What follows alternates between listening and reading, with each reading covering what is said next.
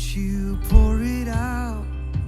I want more, I want more, I want more, want more, I want more, I want more. Won't you pour it out? Set a fire. Set a fire down in my soul. Can't contain, I can't control. I want more of you, God. Set a fire down in my soul. Can't contain, I can't control. I want more of you, God.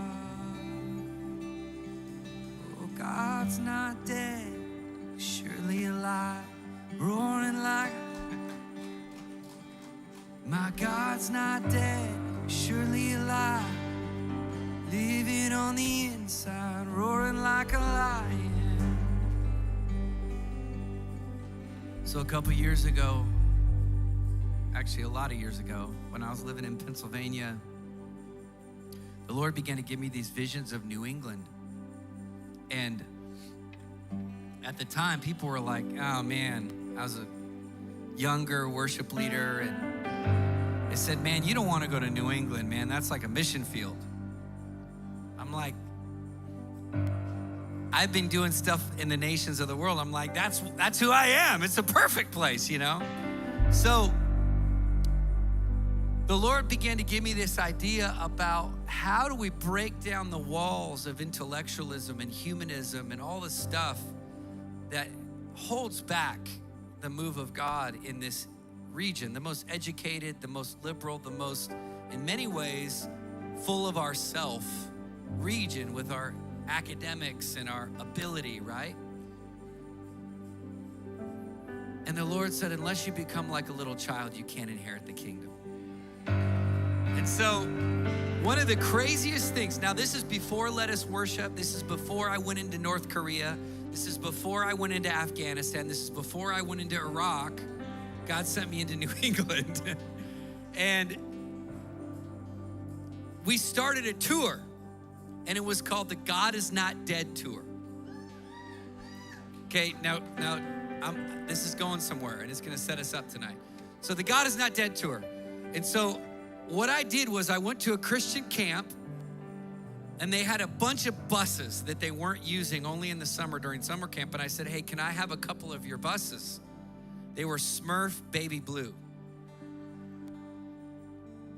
And we did a 2-week-long missions trip where we brought over 100 teenage worshipers on Smurf blue baby buses, and we visited every Ivy League school in New England.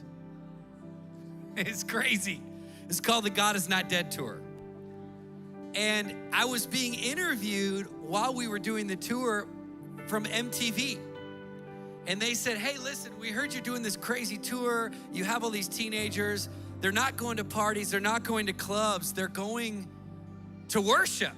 And I said, yeah. And they said, well, we want to interview you and ask about it. And maybe we could send one of our people on the tour with you, because we just think this is a crazy thing that young people are wanting to actually go and worship. And I said, well, why do you want to do this? And they said, well, we want to do this because the last 3 years of our viewership, we've asked everybody that watches MTV, this is back in the days of MTV, by the way, what is the number one thing that you want to know more about in the coming season, in the coming episodes? And overwhelmingly, the number one thing was God.